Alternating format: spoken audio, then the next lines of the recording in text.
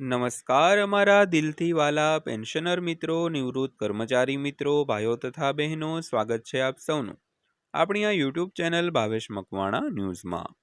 તો પેન્શનર મિત્રો, આજની તારીખ 15/6/2026 વાર સોમવાર।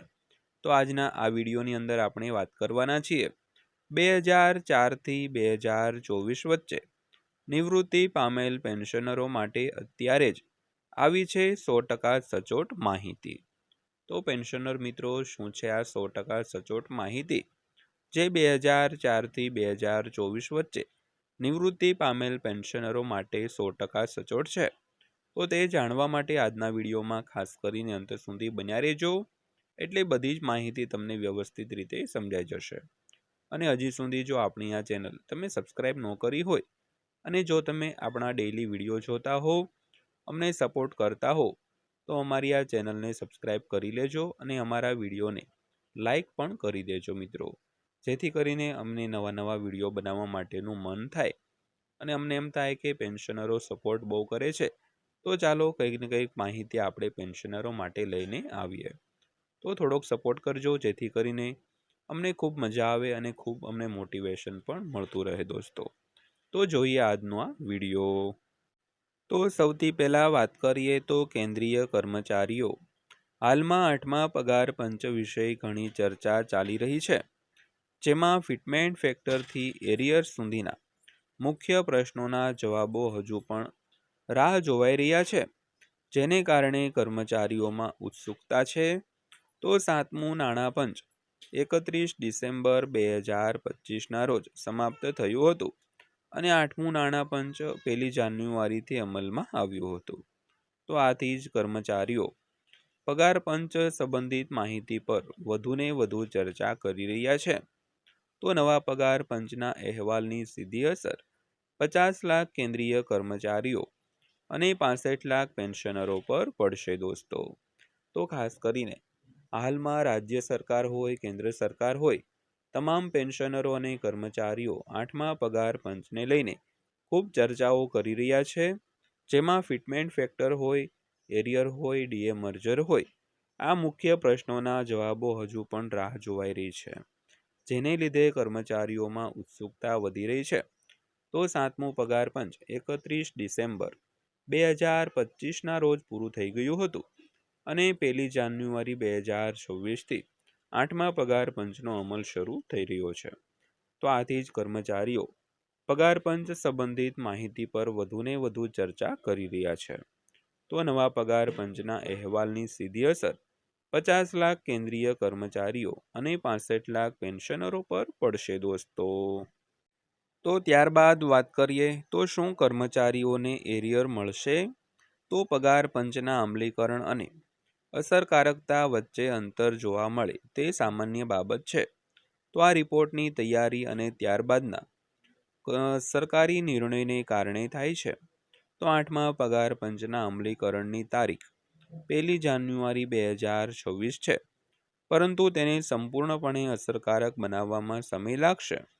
તો કમિશન હાલમાં અહેવાલો તૈયાર કરી રહ્યું છે અને તે મુજબ કર્મચારીઓ એરિયર માટે પાત્ર રહેશે, પણ આ અંગેનો અંતિમ નિર્ણય સરકાર દ્વારા લેવામાં આવશે દોસ્તો। તો ખાસ કરીને 8મું પગાર પંચ તેની અમલીકરણ તારીખ અને અસરકારક તારીખ, એટલે કે જ્યારે લાગુ થાય અને જ્યારથી લાગુ થવાનું હોય તે બંને વચ્ચે ખાસો એવો સમય રહેવાનો છે। તો ત્યાં સુધીનું જે એરિયર છે તે દરેક કર્મચારીઓ અને પેન્શનરોને મળવાપાત્ર થશે। પછી તે કેવી રીતે આપવું, કેટલા હપ્તામાં આપવું, તે બધો નિર્ણય છે તે સરકાર લેતી હોય છે। તો ત્યારબાદ વાત કરીએ તો કેટલું એરિયર મળશે? તો 8મા પગાર પંચમાં કેન્દ્રીય કર્મચારીઓને કેટલું એરિયર મળશે તે મોટાભાગના ફિટમેન્ટ ફેક્ટર પર નિર્ભર રહેશે, જેમાં કર્મચારી સંગઠનોએ પગાર પંચ પાસેથી 3.83 ફિટમેન્ટ ફેક્ટરની માંગણી કરી છે। તો જો આ ફિટમેન્ટ ફેક્ટર લાગુ કરવામાં આવે તો બેઝિક પગાર 18,000 રૂપિયાથી વધીને 69,000 રૂપિયા થઈ જશે। મતલબ કે જો 3.83 ફિટમેન્ટ ફેક્ટર લાગુ કરવામાં આવે તો બેઝિક પગાર 51,000 રૂપિયા વધી શકે છે।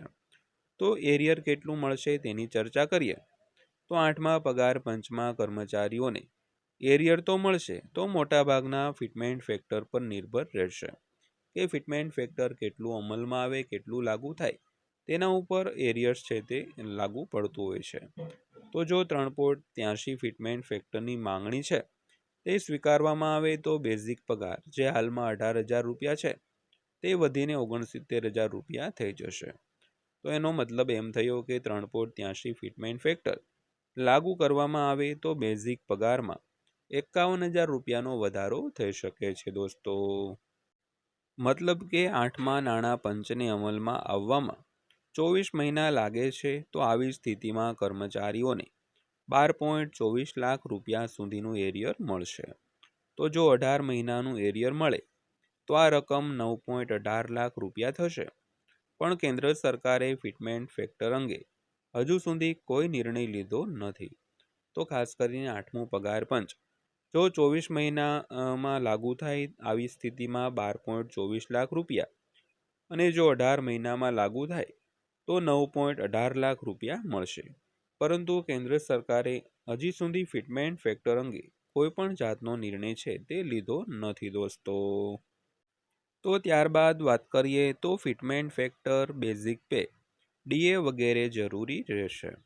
તો અંતિમ એરિયર ઘણા પરિબળો પર આધાર રાખશે, જેમાં બેઝિક પગાર, ફિટમેન્ટ ફેક્ટર, મોંઘવારી ભથ્થાને મર્જ કરવા માટેનું ફોર્મ્યુલા, તે કઈ તારીખથી પ્રાપ્ત થશે, કર્મચારીઓના પે લેવલ વગેરેનો સમાવેશ થાય છે. તો જેમાં અમુક અહેવાલો અનુસાર 8મું પગાર પંચ 2027ના અંત સુધીમાં સંપૂર્ણ રીતે લાગુ થઈ જશે દોસ્તો. તો દોસ્તો આથી આજની માહિતી પસંદ આવી હોય, વિડીયો સારો લાગ્યો હોય તો વિડીયોને એક લાઇક કરજો અને આવા જ વિડીયો રોજે રોજ જોવા માટે આપણી આ ચેનલ સબસ્ક્રાઈબ કરી લેજો. તો ફરીવાર પાછા મળીશું એક નવા વિડીયો સાથે, નવી માહિતી સાથે. ત્યાં સુધી સૌને જય હિન્દ, વંદે માતરમ.